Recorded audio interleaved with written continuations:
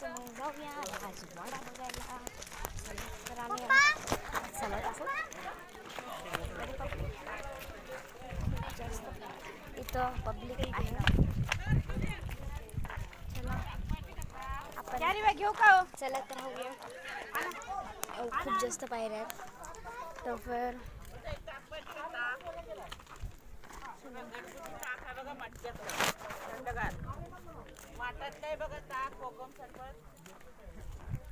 मी तुम्हाला सांगते मित्रांनो, खूप जास्त इथे गर्दी.